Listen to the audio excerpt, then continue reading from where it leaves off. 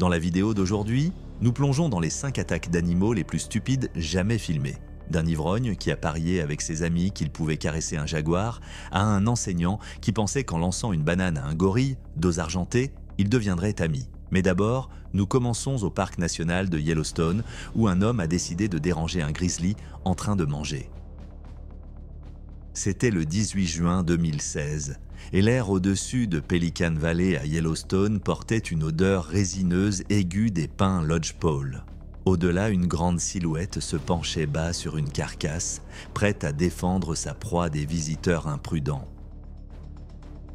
Brian Cooper était un ouvrier d'entrepôt de 29 ans originaire d'Idaho Falls, connu parmi ses amis pour sa volonté de relever des défis sans beaucoup d'hésitation. Né et élevé à Pocatello, il avait grandi en pêchant avec son père, mais avait peu d'expérience dans les véritables conditions de pleine nature. Un voyage de camping à Yellowstone avec 2 amis de longue date avait été prévu comme une escapade de fin de semaine, un mélange de pêche, de randonnée et de déconnexion. Ceux qui le connaissaient bien le décrivaient comme sociable, prompt à faire des blagues et rarement enclin à laisser passer une occasion pour une histoire qu'il pourrait raconter plus tard. Ils ont sous-estimé à quel point il serait insensé ce jour-là. Ils avaient installé le camp dans la zone autorisée de l'arrière-pays au nord-est de Pelican Creek, transportant un équipement standard et un seul vaporisateur anti-ours entre eux. Le plan était une courte randonnée le long d'un sentier de prairie ce matin-là, en restant près du chemin balisé avant de revenir pour pêcher plus tard dans la journée. Le temps était stable, ciel dégagé, température dans les 60 degrés Fahrenheit. Environ 90 minutes après le début de leur randonnée, ils ont aperçu un mouvement au-delà de la montée. En suivant la pente vers le bas, les 3 ont vu un grizzly penché sur le corps d'un bison partiellement charogné. La distance était d'environ 150 pieds, suffisamment proche pour voir le mouvement des épaules de l'ours alors qu'il déchirait la carcasse.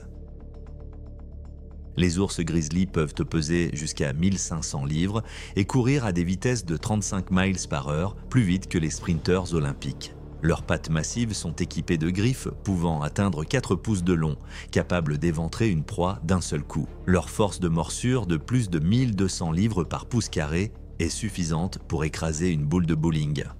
Ce ne sont pas seulement des statistiques impressionnantes, ce sont des adaptations évolutives qui ont fait des grizzlies les prédateurs de pointe de la nature sauvage du Nord depuis des millénaires.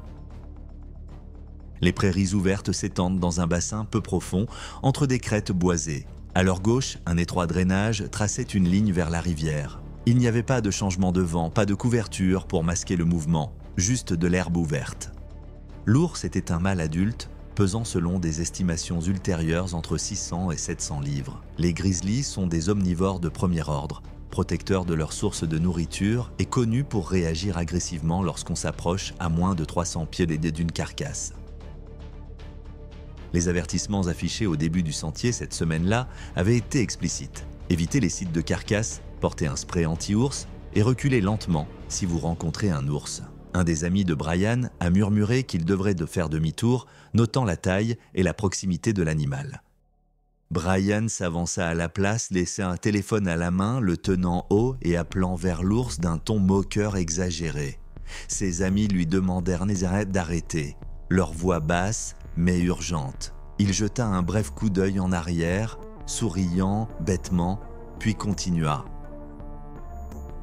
À environ 60 pieds, l'ours a cessé de se nourrir et a levé la tête. Le souffle qu'il a émis était profond, court, et se propageait clairement à travers l'herbe. Il a légèrement baissé la tête, les oreilles en avant, un signe d'avertissement clair que Brian n'a soit pas reconnu, soit choisi d'ignorer. Brian a de nouveau levé le téléphone, l'orientant vers lui-même et l'ours derrière lui. Il venait juste de déplacer son poids vers l'avant lorsque le grizzly a bondi. Le mouvement fut immédiat. Un instant, l'ours était immobile. L'instant suivant, il chargeait à pleine vitesse. Il traversa le sol en moins de 2 secondes, couvrant la distance avec une rapidité choquante. Le premier impact frappa Brian en plein torse, le projetant en arrière dans l'herbe avec une force énorme. Les pattes avant de l'ours s'abattirent violemment, le clouant au sol. Sa tête s'abaissa, infligeant une série de morsures dévastatrices à sa tête et à son torse supérieur. L'attaque était brutale et efficace, chaque mouvement calculé pour neutraliser la menace perçue. Ses amis criaient et lancèrent des pierres à distance. L'attaque a duré plusieurs secondes avant que l'ours ne rompe le contact, se retournant vers la carcasse. Brian gisait immobile dans l'herbe piétinée. Un ami courut vers lui, tandis que l'autre cherchait le spray anti-ours, bien que l'animal ait déjà repris son repas. Les tentatives pour trouver un pouls échouèrent immédiatement. Les blessures visibles comprenèrent de profondes lacérations au cuir chevelu, des plaies perforantes sur la cage thoracique et des dommages écrasants étendus au sternum. Il n'y avait pas de blessures défensives sur ses bras, ce qui suggère qu'il n'avait pas pu se protéger avant l'impact initial.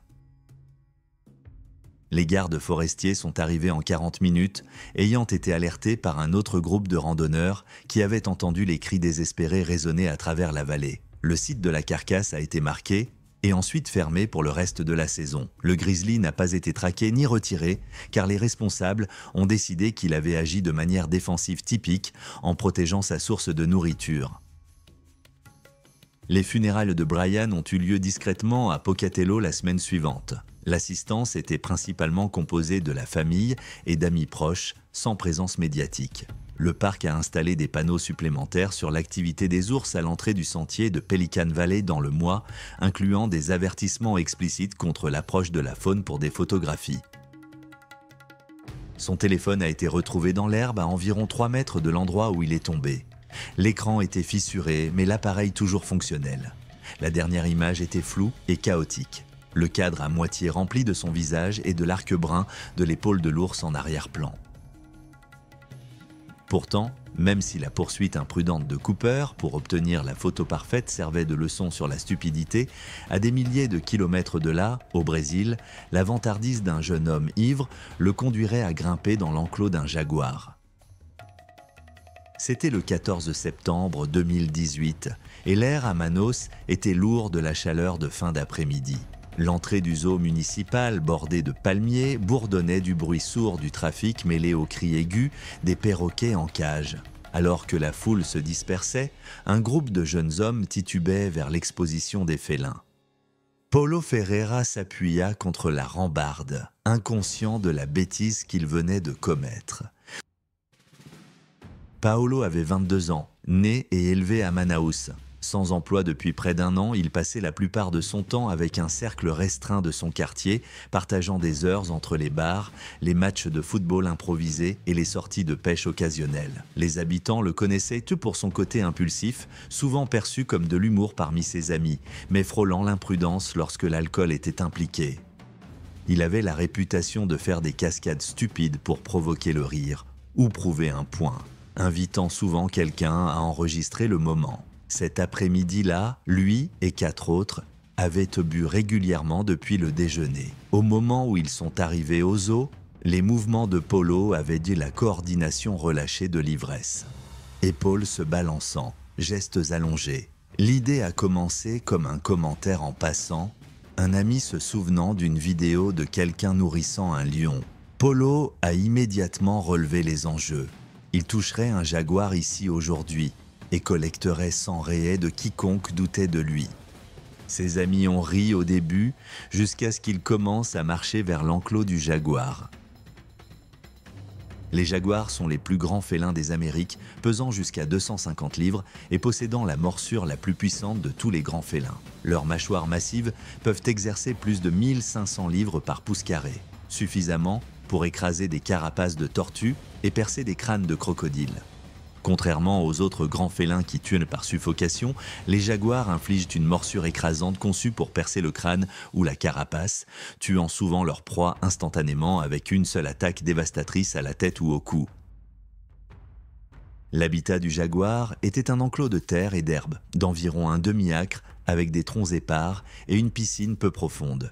Une barrière publique à hauteur de taille maintenait les visiteurs à au moins 3 mètres du grillage intérieur. À l'intérieur, un seul jaguar mâle adulte était allongé à moitié dans l'ombre, la queue se courbant paresseusement contre le sol. La signalisation autour de l'enclos était directe. Danger. Ne pas franchir la barrière, en portugais et en anglais. Paulo jeta un coup d'œil au panneau sans ralentir. Des témoins se souvinrent plus tard de lui franchissant la barrière extérieure d'un seul mouvement. Un ami leva le téléphone, l'autre criant un mélange d'encouragement et d'avertissement.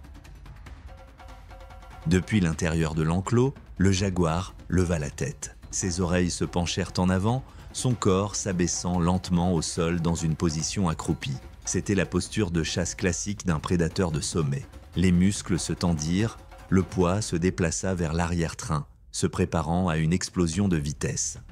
Polo s'est rapproché, réduisant la distance à moins de 2,50 m, genoux légèrement fléchis alors qu'il se penchait vers le grillage. Son sifflement a traversé l'enclos, court et aigu. Dans un flou de mouvement, le félin a bondi en avant avec une vitesse surprenante. Le contact initial fut à la jambe droite de Polo. Les mâchoires du jaguar se refermèrent sur son mollet avec une force écrasante, l'élan le projetant contre la clôture, puis le traînant à travers l'étroite ouverture à la base de la porte où les gardiens passaient les plateaux de nourriture. Le cri de Polo était aigu et urgent, se mêlant au cri des spectateurs. L'animal relâcha sa prise sur sa jambe pour saisir l'arrière de son cou, la morsure mortelle que les jaguars utilisent pour abattre leur proie instantanément. Ses 4 pattes ancrées dans la terre alors qu'il commençait les secousses violentes qui seraient fatales. 2 gardiens de zoo, alertés par le bruit de la foule, ont couru sur les lieux. L'un portait une tranche de viande de la cuisine voisine, la brandissant vers le félin pour tenter d'attirer son attention. L'autre criait au public de reculer. Les jambes de Polo donnèrent un coup puis s'immobilisèrent. Sa chemise s'était relevée vers ses épaules, révélant de profondes entailles sur son flanc, là où les griffes du jaguar avaient lacéré son torse. Le jaguar garda ses mâchoires verrouillées jusqu'à ce qu'un gardien parvienne à coincer la viande entre ses pattes avant. Le félin recula de quelques pas, la tête basse, observant tandis que les gardiens éloignaient Paolo. L'attaque avait duré moins de 30 secondes, mais l'idiotie avait fait des ravages. Le personnel médical sur place a tenté une réanimation en quelques minutes, mais les blessures étaient trop graves. Les plaies au cou avaient sectionné des vaisseaux majeurs et une perte de sang massive s'était produite en quelques minutes. L'absence de pouls a été notée presque immédiatement. Les autorités ont ensuite confirmé le décès par traumatisme cervical et exsanguination. La police a pris des déclarations et a saisi tout le matériel enregistré comme preuve. Dans leur déclaration officielle, les autorités du zoo ont souligné que l'animal ne serait pas euthanasié car l'incident avait été provoqué et le comportement du jaguar était conforme à ses instincts naturels. Le zoo a fermé l'exposition du jaguar pendant 1 semaine, ajoutant une 2e rangée de barres d'acier devant la rambarde des visiteurs avant de rouvrir. Les funérailles de Polo à Manaus ont eu lieu à cercueil fermé, 2 jours plus tard dans une petite chapelle près de la maison de sa famille. La présence était limitée aux proches et à quelques voisins. Sa mère a refusé toutes les interviews, sa douleur étant trop profonde pour être partagée publiquement. Le pari ivre de Polo avec la mort a servi d'avertissement sévère. Mais seulement 4 ans plus tôt en Afrique du Sud, la tentative d'une touriste britannique de capturer la photo parfaite l'a mise face à face avec une lionne. C'était le 26 novembre 2014. La journée a commencé chaude et sèche à Limpopo. À l'entrée de ce parc safari privé, les invités faisèrent la queue pour leur visite guidée, inconscients qu'une des lionnes résidentes ne resterait pas longtemps un simple sujet de photo à distance. Brenda Whittaker, 44 ans, était arrivée 2 jours plus tôt de Manchester, en Angleterre, avec son mari, Alan. Tous deux étaient des voyageurs chevronnés, ayant visité l'Égypte, l'Inde et le Kenya ces dernières années. Les amis décrivent de Brenda comme audacieuse, parfois au point d'être trop confiante, surtout avec les animaux sauvages. Elle aimait dire qu'elle avait un don avec les animaux, citant des souvenirs de nourrir des chats errants à Marrakech ou de s'approcher des éléphants au Sri Lanka. Ce que la pure folie des actions de Brenda n'a pas pris en compte, c'est la réalité du prédateur de sommet qu'elle était sur le point d'affronter. Les lions africains sont parmi les plus puissants grands félins sur Terre, avec des femelles pesant plus de 400 livres et possédant 10 fois la force d'un humain adulte. Leurs mâchoires massives peuvent exercer une pression de 650 livres par pouce carré, suffisante pour écraser un os instantanément. Plus important encore, les lions sont des prédateurs embusqués avec des réflexes fulgurants, capables de couvrir 6 mètres en un seul bond et d'atteindre des vitesses de 80 km/h en courte rafale. Leur véhicule pour la matinée était un 4x4 modifié à flancs ouverts avec 3 rangées de sièges bancs et un auvent en toile avec un guide local au volant. Dès le début, ses instructions étaient de clair. Restez assis, gardez les bras et les appareils photo à l'intérieur et gardez toutes les fenêtres fermées. Les animaux ne sont pas apprivoisés, leur rappela-t-il. Et ils ne savaient pas que vous êtes là juste pour des photos. Le groupe est entré dans le parc juste après 9 heures. Après 40 minutes, le guide se tourna vers une vallée peu profonde connue pour sa troupe de lions. Une lionne était allongée sur l'herbe courte, la tête reposant sur sa patte avant. C'était une adulte en pleine forme. Le guide arrêta doucement le véhicule à environ 20 pieds de distance. Les appareils photos se levèrent, les obturateurs cliquetèrent. Brenda, assise du côté gauche, détacha sa ceinture, puis se pencha vers le panneau latéral. Le conducteur l'avertit de rester en arrière, mais elle atteignit la manivelle de la fenêtre, la baissant jusqu'à ce que rien ne la sépare de l'air libre. Elle leva son réflexe numérique, l'inclinant pour avoir une ligne de vue dégagée. Des témoins à l'arrière ont rapporté que Brenda a imprudemment commencé à faire des bruits de baisers doux et aigus en direction de la lionne. La tête du félin se redressa immédiatement, les yeux se plissèrent, les oreilles se tendirent vers l'avant. Ces signes d'avertissement, le regard direct, les oreilles orientées vers l'avant, la vigilance soudaine, font partie du système de communication naturelle d'un lion qui précède une attaque. Dans la nature, ces signaux avertissent les autres animaux d'un danger imminent. Mais les humains les interprètent souvent, à tort, comme de la curiosité, plutôt que comme la concentration prédatrice qu'ils représentent réellement. Brenda déplaça son poids, se penchant à moitié dehors, l'objectif dirigé directement sur l'animal. Alan lui dit de se rasseoir. Elle répondit qu'elle essayait juste d'obtenir une meilleure prise. La lionne se leva d'un mouvement fluide. Son corps resta bas, les épaules ondulant sous son pelage. La courte distance entre eux se réduisait bien plus rapidement que la plupart des gens dans le véhicule ne semblèrent le réaliser. Le premier contact fut le coup de tête, son museau traversant l'espace de la fenêtre, suivi instantanément par les mâchoires se refermant autour de la gorge de Brenda. Les lions tuent généralement de grandes proies par suffocation en serrant leurs puissantes mâchoires autour de la gorge et en coupant l'approvisionnement en air. Cette technique, perfectionnée au fil de nombreuses générations, assure une mise à mort rapide qui minimise le risque de blessure pour le prédateur face à une proie qui se débat. La force était suffisante pour tirer le haut de son corps hors du véhicule. Ses pieds se sont appuyés contre le sol par réflexe. Alan a attrapé sa femme par la taille, tirant fort, mais la lionne a ancré ses hanches, tirant en arrière. Le déchirement était audible. Chair, tissus et tendons se séparant sous la pression continue de la morsure. Brenda émit un son d'étouffement, puis s'effondra dans le silence en quelques secondes. Le guide a crié et a tiré un coup de semonce en l'air. La lionne a lâché prise seulement après 2 autres tiraillements en arrière. Brenda s'est affaissée contre Alan, le sang coulant sur son devant. Le véhicule a tourné brusquement, accélérant vers la station de Rangers la plus proche.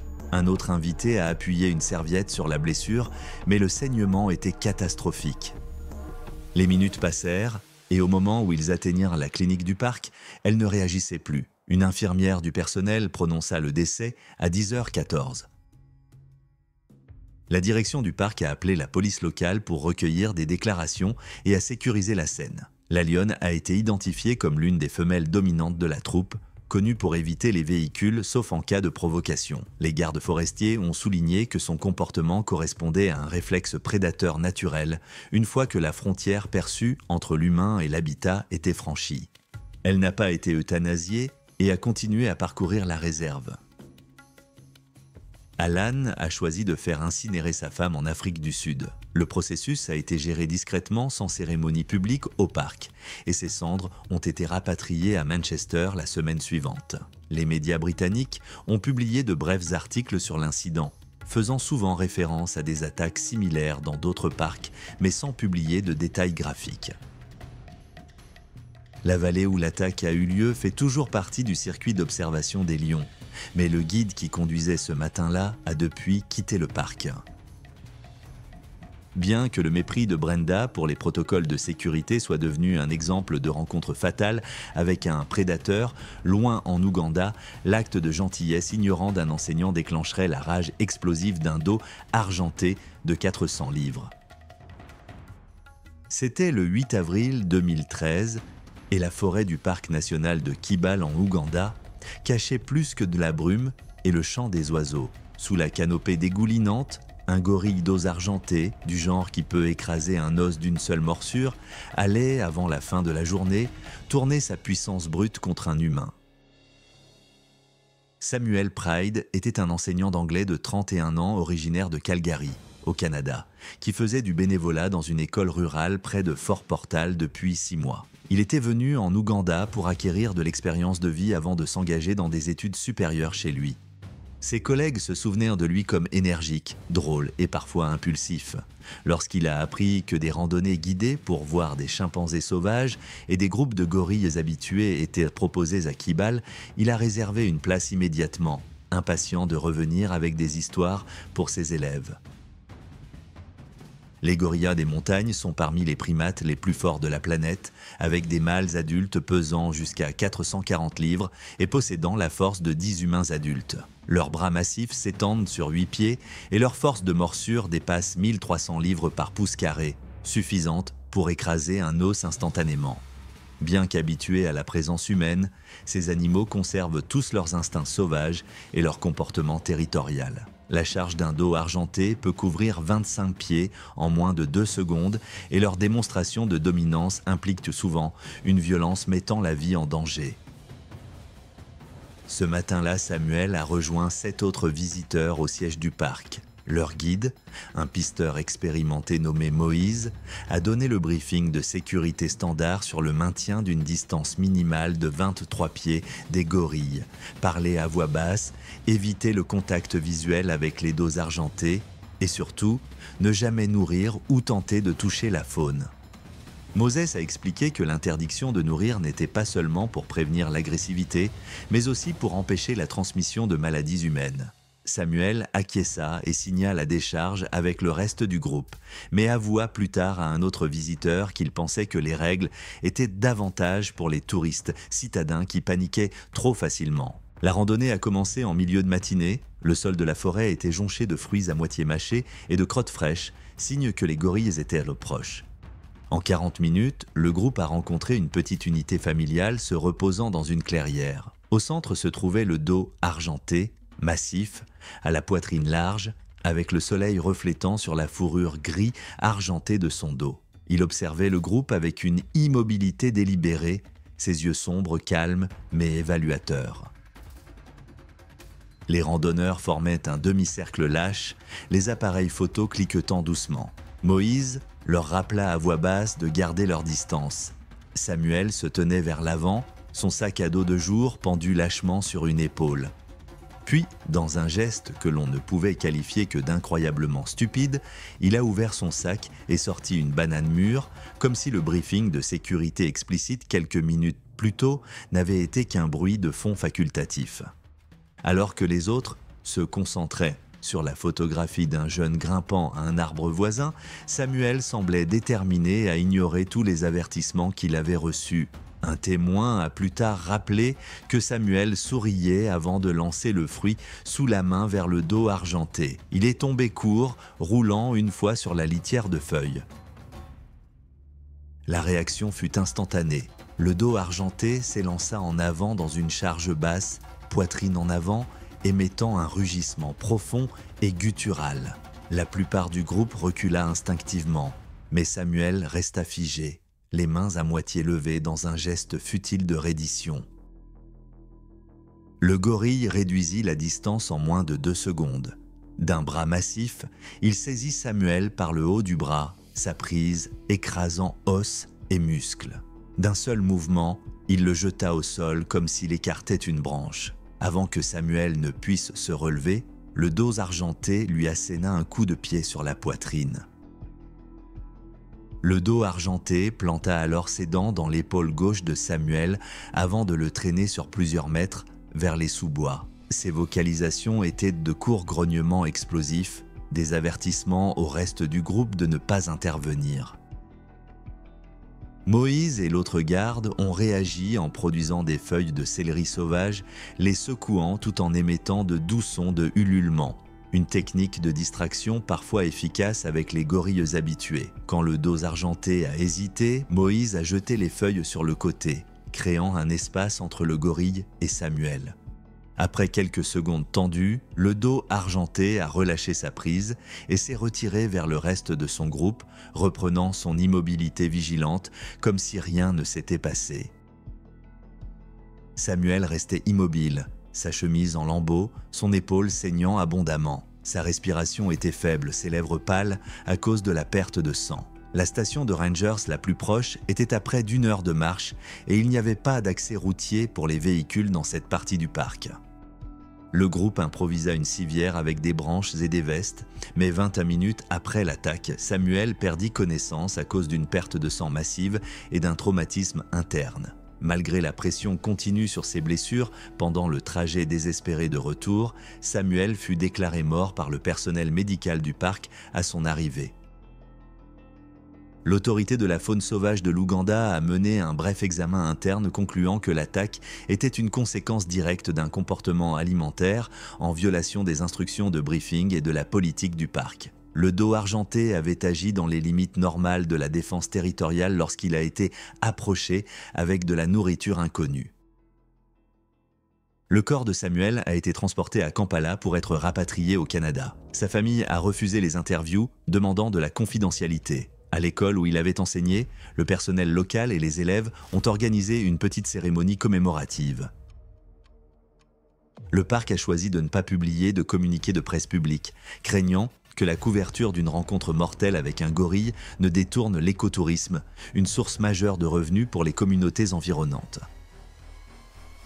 La tentative mal avisée d'amitié avec un puissant primate s'est terminée en tragédie. Maintenant, dans les eaux au large d'Hawaï, la décision d'un homme d'ignorer les protocoles de sécurité de base attirerait l'attention d'un requin-tigre implacable.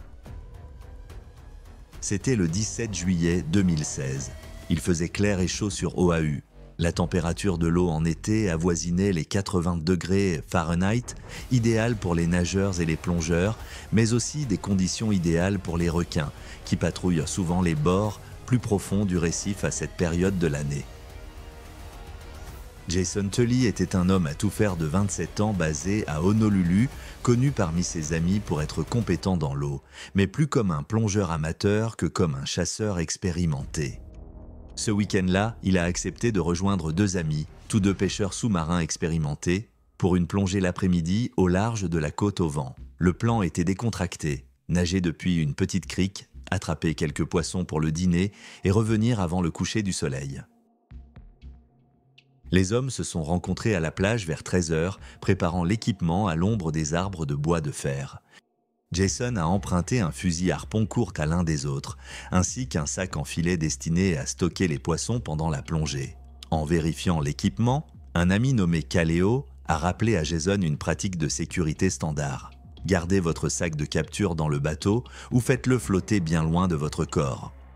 Les poissons harponnés saignant dans l'eau agissent comme une cloche à dîner pour les prédateurs. Jason acquiesça, mais quelques minutes plus tard, par stupidité ou par oubli, il attacha quand même le sac à sa ceinture. La première heure passa sans incident. Ils se déplacèrent le long du bord extérieur du récif, plongeant jusqu'à 20 et 30 pieds, refaisant surface entre les descentes. Jason a réussi à attraper 2 petits poissons perroquets et plus tard, un plus grand poisson chèvre. Le sang s'infiltrait dans le sac, traînant dans l'eau pendant qu'il nageait. Au moment où ils ont décidé de retourner vers le rivage, son sac en filet était visiblement lourd. Son contenu continuait de goûter. Kaleo l'a averti à nouveau en désignant le sac et en lui disant qu'il cherchait des ennuis. Jason a ri, disant qu'ils avaient presque fini. Cependant, Jason n'était pas familier avec les prédateurs de ces eaux. Les requins-tigres sont parmi les prédateurs les plus dangereux de l'océan, atteignant jusqu'à 18 pieds de long et pesant plus de 1400 livres. Leurs dents dentelées peuvent trancher facilement os et cartilage, tandis que leurs mâchoires puissantes exercent une force écrasante. Ces prédateurs de pointe possèdent un sens de l'odorat extraordinaire, capable de détecter le sang dans l'eau à des kilomètres de distance. Il était 15h40 lorsque la rencontre a eu lieu. Les trois étaient dans environ 12 mètres d'eau, la lumière du soleil pénétrant encore clairement. D'en bas, émergeant du bleu plus profond vers la zone de récif plus pâle, une grande forme est apparue, se déplaçant avec des mouvements lents et délibérés de sa queue. Au début, les amis pensaient que c'était un requin de récif, commun dans la région. Mais en s'approchant, sa tête massive et son museau émoussé devinrent indubitables. C'était un requin-tigre, mesurant facilement 12 pieds de long, avec les rayures verticales distinctives faiblement visibles le long de ses flancs. La trajectoire du requin était directe, sa tête légèrement inclinée vers Jason. La traînée de sang de poisson dans l'eau ne laissait aucune ambiguïté quant à sa cible. Les deux amis crièrent à travers leur tuba, faisant signe à Jason de lâcher le sac. Au lieu de cela, il commença à agiter ses palmes dans une tentative instinctive de reculer. Le mouvement scella son destin. Le requin passa d'une lente croisière à une soudaine accélération, mâchoires ouvertes. Il frappa de côté, se refermant sur ses hanches et son bas-ventre. Jason fut tiré vers le bas, son fusil harpon tournoyant, alors que le requin l'emportait plusieurs pieds que sous la surface. Kaleo plongea après lui, frappant le flanc du requin avec la pointe de sa lance. L'autre ami fit de même, frappant ses branchies. Le requin relâcha Jason, disparaissant de vue pendant seulement quelques secondes avant de revenir. Son deuxième assaut visa plus haut, l'attrapant au niveau du torse. Cette fois, il s'accrocha, se tordant légèrement avant de lâcher prise et de disparaître dans les eaux plus profondes. Jason flottait immobile. L'eau autour de lui était trouble de sang. Ses amis luttaient pour garder sa tête hors de l'eau tout en nageant vers le rivage. Mais même avec l'adrénaline les poussant, la nage était lente. Ils atteignirent les bas-fonds près de 15 minutes plus tard, le traînant sur le sable. Un pêcheur local courut appeler les services d'urgence depuis son camion. Mais lorsque les ambulanciers arrivèrent, Jason n'avait plus de pouls et ne montrait aucun signe de respiration. Les efforts pour le réanimer sur la plage ont échoué et il a été déclaré mort sur place. Le département des terres et des ressources naturelles a dépêché des agents pour inspecter la zone. Un bref communiqué a été publié le lendemain matin confirmant qu'une morsure de requin mortel avait eu lieu au large de la côte au vent d'Oahu, que la victime faisait de la pêche sous-marine et que les protocoles de sécurité standards n'avaient pas été suivis. Ils ont conseillé aux plongeurs de stocker les prises loin du corps et d'être vigilants en fin d'après-midi lorsque la visibilité change et que l'activité des requins augmente parfois. Les funérailles de Jason ont eu lieu 4 jours plus tard dans une petite église à Honolulu. Moins de 30 personnes ont assisté, principalement des parents et des amis proches. Ses parents, qui étaient venus du continent, ont refusé les interviews. Le service a été court. L'éloge funèbre s'est concentré sur son humour. Merci d'avoir regardé. Si ces histoires de mauvaises décisions menant à des décès d'animaux vous ont diverti, cliquez ici pour plus de vidéos.